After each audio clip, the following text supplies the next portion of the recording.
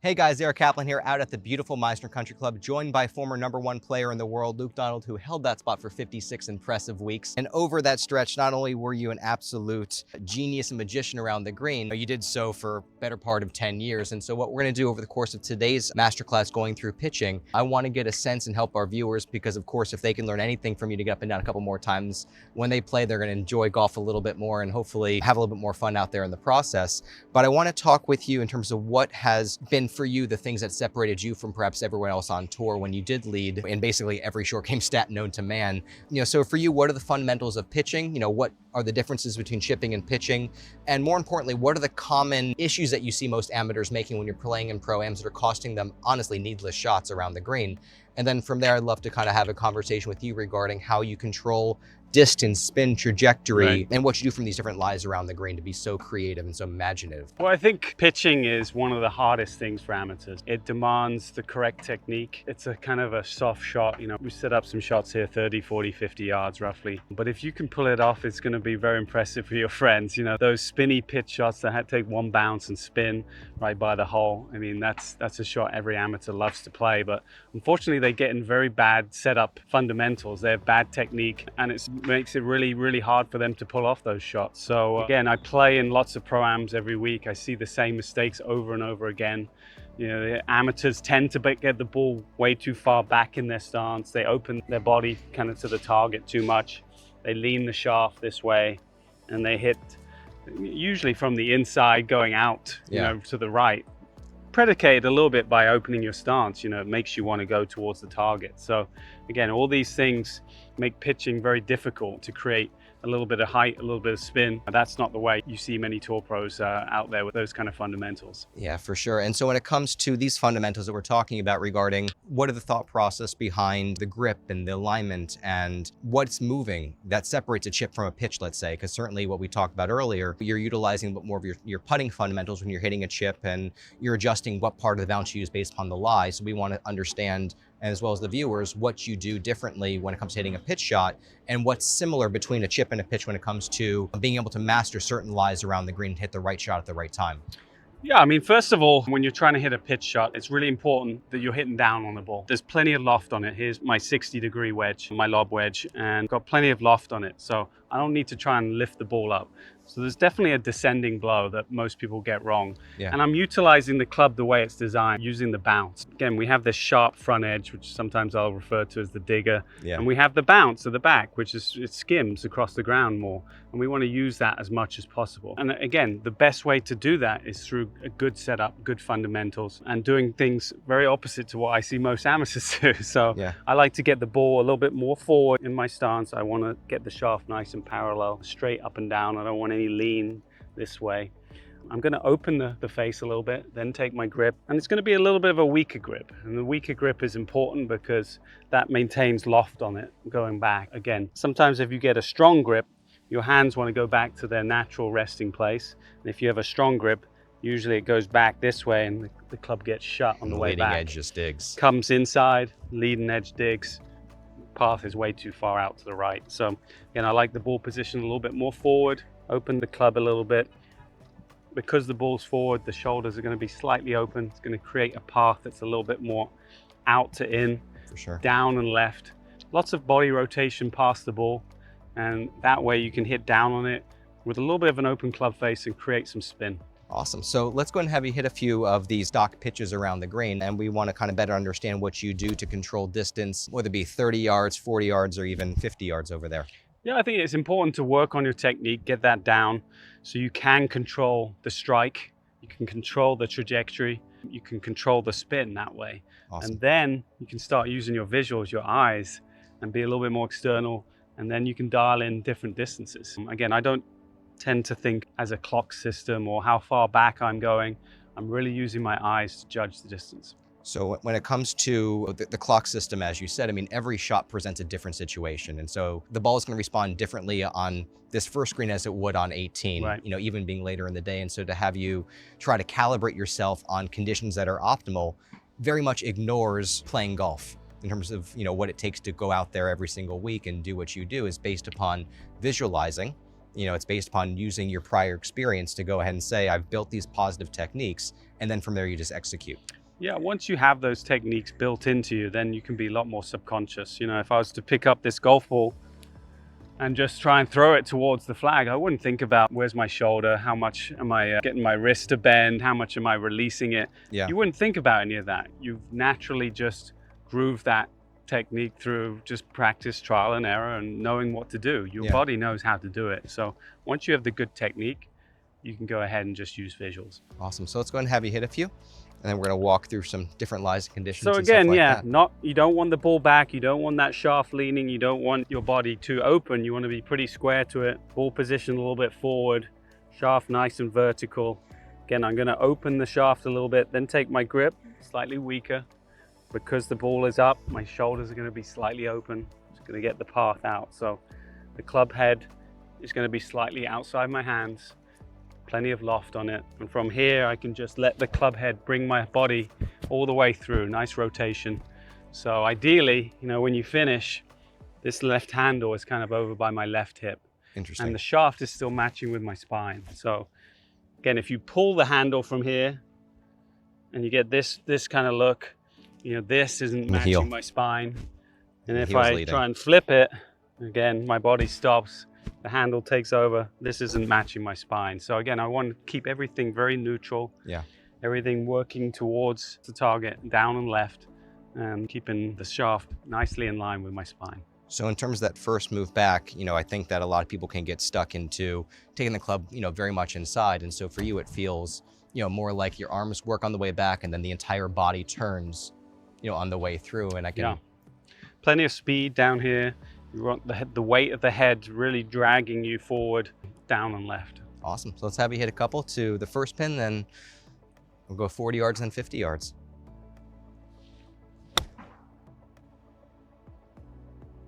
Oh, brilliant. Again, it's coming out kind of with spin, not too high. Yeah. I'm compressing it down. It's coming out and then it's grabbing. And it just makes a shot like this, gives you another option, because it'd be a tricky shot to roll this through the grass. You got some rough here, you got an upslope. If you can land it on the green with spin and control, then you're going to save some shots. And for you, would you say that's kind of been very much part of your thinking or your blueprint, which is instead of trying to navigate fringe, which there's a lot of variable that's there, whenever you can put the ball on the green, land it on the green first, because it's a much more easy condition to navigate? Of course, you should always play the shot you're comfortable with out on the golf course, but that's why we practice, try and put ourselves into uncomfortable situations. This would be a very uncomfortable shot for most amateurs. Yeah. Learn the technique, work on it, and then you can start hitting those shots when you get out on the course. So what would you do in terms if you did want to hit this one up a little bit higher? A little bit higher, so I'd even move the ball up a little bit more forward. I'm going to open up the club face a little bit more. Yeah. I'm going to have to swing a little bit harder. Yeah. Still hitting down on it. Are you doing anything different in terms of your hands or the way that you're exposing the bounce? Or? I'm going to get the club maybe rehinging just a little bit more through. So when I mean rehinging, I'm just going to get that club working a little bit like a windshield wiper. So it's going a little bit past my hands, but I still want that rotation. I never want that body to stop. So I never want this look. And so by you having the windshield wiper, for what it looks like on my side is you're kind of preventing that face from ever shutting down. Right. You want to keep loft on the face at all times. Inside, de-lofted clubs is pretty much a killer in short game. For sure. All awesome. shots. So let's have you see if we can hit this one up a little bit higher. A little bit higher. Okay, ball forward.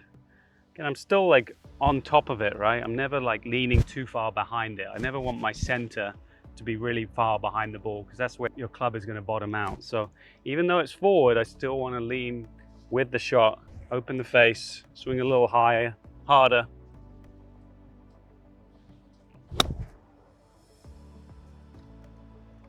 Oh, go in. Oof. So not too bad. Brilliant there. And so when it comes to, by the way, that was awesome. So when it comes to hitting shots to the middle of the green versus back of the green, how much are you taking into account? Would you want to try to fly it all the way there? I think if you have great technique, then you can. Yeah. The more you practice, the more you understand the technique, the more you're able to get that good strike, then you can start flying it to the hole, and that's going to make golf really fun. Yeah, there's no question about that. So if we were to go to that middle pin and that back pin, yeah. Again, I just want to really use, I wouldn't really change my club. I still want to land it a few yards short, have it check somewhere around the hole, but I'm really using my visuals here now. I'm really turning my eyes, my instinctiveness on. Once I got that good technique, then I can just dial it in a bit better. So again, I know that you led the tour in proximity to the hole from, anything inside of 50 yards. And again, we can certainly see why it's that good technique that's allowed you to do so. But when it comes to tempo and fluidity, I think a lot of the time, a lot of amateurs and even some professionals will try to get their hands moving faster or trying to slow down the body. What impact do you think that has on consistency of strike? I think it has a lot of impact. As I said, I want to keep everything kind of neutral. So I'm starting with the shaft very much vertical, up and down, and I want to return that shaft the same way. Yeah. The more pressure or tenseness you have in your forearms, you're probably going to hold onto the club, drag it a little bit. Yeah. The shaft is going to have to lean. Sometimes you can feel a little bit the other way. Yeah. Get the head moving too quickly. I know that when we last played, again, you hit some shots that absolutely blew my mind, but I noticed there was such a softness in terms of what the arms were doing, going along for the ride. If you can kind of explain a little bit more, what goes on there. Which it's really important, as we said, to maintain loft. Yeah. And one of the best ways to keep the face open is the kind of folding of the elbows, the arms here. Yeah. So, if you watch my pitching on the way back, this right arm is very soft, has a nice little fold. That maintains the loft. As soon as I get too out and shut, the club gets de-lofted, gets inside, or the wrist bows this way. Yeah. And on the way through, it's exactly the same. So it's kind of a mirror image. When you come through, again, you just want this nice kind of soft look where the butt here is up against the left pocket. Yeah. This is in line with your spine. And it's just nicely keeping the loft on the face. That's awesome. And so what if we were to go to that back pin? Back pin, similar technique again. If I'm trying to fly it most of the way, ball position forward, I'm going to make sure I have plenty of loft. And I want to get the ball position a little bit open. I mean, the club face a little bit open. Use my visuals. Full release, as you can see. Yeah. See how my body is facing the target? And what's no flip. And what's interesting is the tempo looks absolutely identical, whether you're hitting a shot of this length or one that's a little bit longer. It's just bringing it back perhaps a little bit more with the arms. Yeah, it's a little bit of a longer backswing. Yeah. But it doesn't look like very rushed or very long at all. And I'll show you that when we talk about bunkers a little bit. Bunkers becomes a little bit more of a faster action. You've got to hit the ball a little bit harder because of the sand. For sure. So, a 30-yard pitch versus a 30-yard bunker shot, there's a very difference in the speed. But when it comes to just pitching, it's only increasing little bit by little bit the further you have to hit it. And so when it comes to distance control, definitely love to see that the tempo stays constant and maybe just bring it back a little bit more. And I think that the softness in the arms is really something that will be a wonderful soundbite for those that try to stay very, very rigid. And when they do so, they ruin the loft that they're trying to apply to the back of the ball. One of the things I get asked quite a bit of is, what you do from different lies and conditions. I mean, if you are, hitting a pitch shot against the grain, how do you see the ball respond differently? Not just in terms of trajectory, but what you want to be doing with the club. Liken that to also if you have a tighter lie, what you do when you're in maybe a little bit deeper rough, downhill lies, uphill lies, and some side hills if you're up for it. Yeah, we can certainly talk about that. I mean, there's definitely little checkpoints, ball below your feet, ball above your feet, different lies, into the grain, down grain. And understanding that with a pitch shot, like a 30-yard shot, this was a little bit down grain, made it a little bit easier. But if we went into the grain slightly, with this darker bit, understand that there's going to be some grass catch a little bit between the club face and the ball, so it's not going to spin quite as much. So therefore, you have to adjust where you land it. Interesting. The technique is very similar. Yeah. Still want to hit down on it. Still want to expose that bounce. Still want to be forward. I know. In chipping, you mentioned wanting to expose a little bit more of the toe side, just because there's more bounce there. Would you be thinking something similar when you're trying to hit a pitch as well? I think as long as the club is sold properly, Yeah. That's the most important thing. Gotcha. Yeah, you just don't want the heel too much into the ground. But if it was super, super grainy, you might just lift your handle just a little bit. Use that toe slide just a little bit more. Awesome. And so let's say that we had a ball that was, to have you hit a few, above your feet, and we're going to come over here below your feet and maybe some uphill and downhill ones, just to understand, the way that you think, because I think a large part of what has certainly separated you from, a lot of the other guys on tour is really the decision making and the thought and the insight that comes with doing a lot of playing and, playful practice when you were a kid, and how you transitioned that to be really one of the dominant forces on tour. And again, one of the greatest short game artists I know that I've ever seen in person. Certainly one that would do Sevi proud. So let's go ahead and chat a little bit more in terms of ball above your feet versus below, and kind of your checkpoints that you take a look at when you're in different lies around the green. Here we have the ball above my feet. Again, you want to give yourself the best opportunity to get in those good kind of what I would call neutral positions. So when the ball gets above your feet, you want to end up putting the ball position just a little bit further back, just because of where the loft starts to point. The more you turn the loft this way, the more it tends to point to the left. So ball above your feet, the loft points a little bit left. Makes so much sense. So you have to get the ball position a little bit further back. That opens the face just a little bit, and you'll get it back on line. After that, again, you really just want to angle your body kind of a bit more with the slope. You just can't get your body facing into the slope so much. So again, I'd have a little bit of softer knees, feel like I'm a little bit taller here. So I'm soling the club properly on the ground. Again, that really determines the direction the ball comes off the face. And in terms of landing areas, would you be looking to land it a little bit further away from the pin if it is going to roll out a little bit more? Or? Well, I think ball back, you're exposing a little bit less loft. It's going to come out a little bit flatter. Should have a little bit more roll. You still want to hit that downward strike and create some spin, but maybe landing it just a little shorter should roll out a little bit more. Awesome. Would you hit one for us? Sure.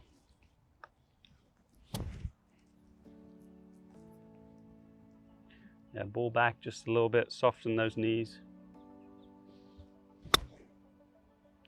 See, it comes out a little bit more of a draw spin. Yeah. Hit into an upslope. Yeah, great speed. And so when it comes to, I'm guessing if we have a ball that is below your feet over here, what part of the conversation is the same, what part of the conversation changes? Again, you want to make sure that that sole is nicely soled. So again, a lot of people sometimes get in the mistakes of thinking they need to squat this way. Probably make things worse. You're not really going with the slope. So you want to feel like your butt's getting a little bit further back. You're really angling your body down with the slope. And because of that, you want to add a little bit of height with this just to get the sole. If you're too much this way, again, the heel's going to be into the ground, the toe's going to be off the ground. It's going to point the loft too far left. Interesting. And you're going to hit some pulls. And again, I think that's absolutely... When really you think you should be hitting little fades. I think that's absolutely brilliant. I mean, I think that a lot of people ignore, let alone posture and fundamentals, but just the understanding, if you want to create a consistently crisp strike, which you do in any short game shot, to have that club properly sold is based on moving the body in certain orientations to better match the conditions that you're given. Right. So I think that's absolutely imperative and really interesting. And I'd move the ball position just a little bit more forward again, because where the loft's going to point. Yeah. Again, making sure I have a lot of tilt down the slope. Lifting that handle just a bit.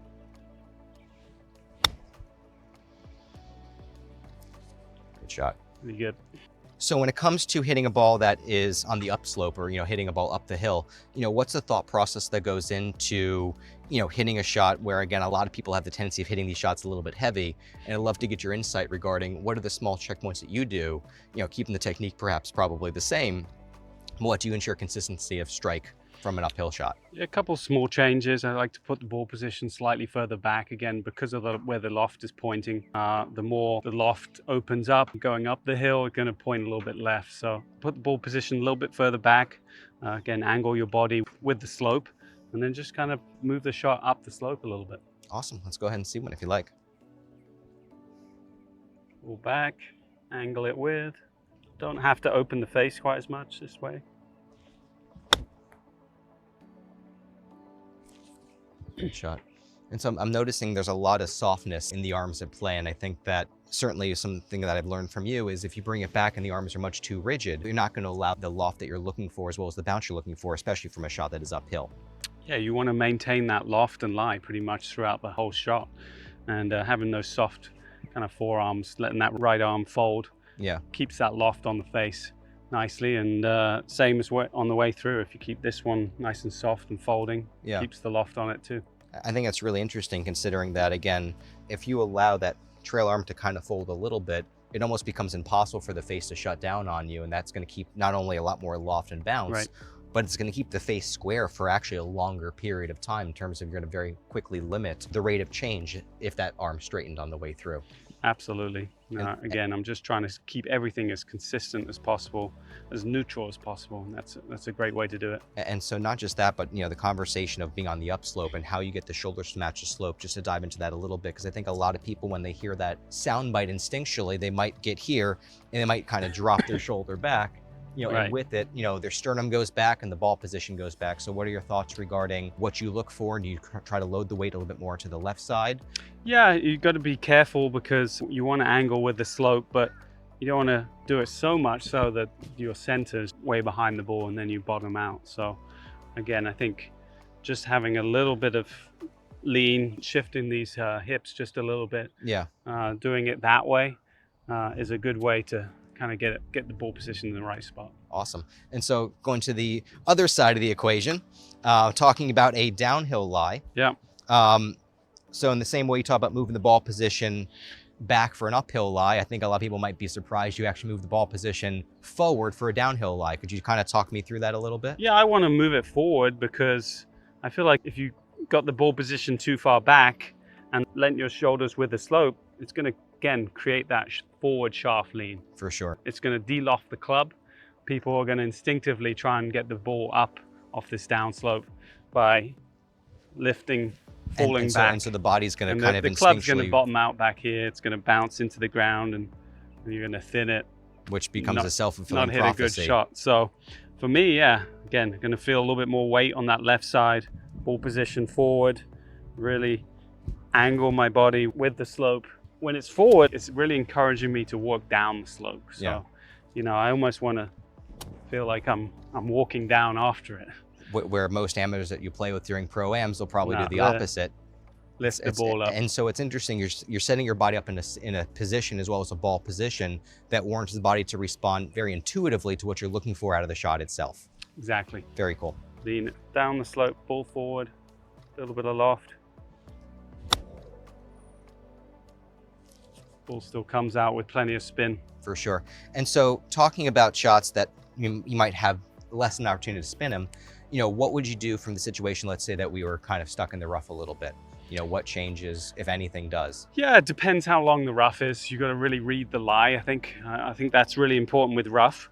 But, if you've got some decent thick rough and it's sitting down there a little bit, then you need to get even more steeper. So you're going to have to create a little bit more angle, a little bit more steepness. I like a little bit more of a setting of the wrists. Yeah. A little bit more getting down and left. Again, making sure this right side is nice and high. Yeah. So I'm never like trying to lift it up this way where you're catching a bunch of the grass in front of it. So you're getting a little bit more choppy, a little bit more down. But again, there's a little bit more of a hinge and not quite as soft and open as you would for a normal pitch. So if you're moving over here in terms of having the way that, again, your decision and your thought process works, I know that rough is not terribly thick, but if you were to take a look at, a ball that is, kind of perked up on top of the rough, as opposed to sitting down a little bit more, what goes into your decisions? Some different kind of lies, obviously. Well, that'd be horrible. God awful. Yeah. This one's sitting more on top, and it can be a little bit more like you were on the fairway, a little bit more, gliding the toe along the ground. Yeah. Using the bounce effectively. That one you got to dig out a little bit more. So you got to get a little bit play that steeper, one like a little bit shot? to the back. Yeah, you'd play it. It's going to be hard to catch the back of the ball, so you're going to catch a little bit of the grass. You're going to have to swing a little bit faster, a little bit firmer, a little bit more speed. But all these, again, it goes back to reading the lies and then figuring out how to tackle the shot the best way. And so you just get a little bit steeper from here, and then, again, if the ball's sitting up, would you ever choke down or get a little bit more upright? Kind of intuitively, what would be the thought process there? With the ball above? With the ball above, or just sitting on top of the rough versus nestled down? Yeah, I think you would just grip down it just a little bit. So you're not, there's plenty of room underneath the ball, obviously. So if you went down on it too much, you end up hitting it on the top of the club. It's coming out a little bit dead. Right. And you're not going to carry it the distance you want. Awesome. All right, cool. Well, we'll have you hit one from there if you'd like, and then... Yeah. Again, ball below, I'd probably just choke up a little bit. Beautiful. And guys, there you have it. One of the greatest short game magicians to have ever graced the game. He led the PGA Tour from 2009 to 2017. As I said, basically every short game stat. And what we're going to do next is we're going to jump into the bunker and really put your skills to the test, which is where I know you shine. But what's so intriguing to me is, the thought process, the method, that goes even further than the technique, because I think that a lot of amateurs, they certainly have bad technique walking in, and you certainly have helped us highlight some of the common pitfalls somebody would have, but to be able to more clearly illustrate the checkpoints in terms of what you can do even before you pull the trigger from different lies and conditions, I think will be, very, very, very impactful. So again, thank you so much for sharing, and look forward to diving into the bunker. Thanks, Eric.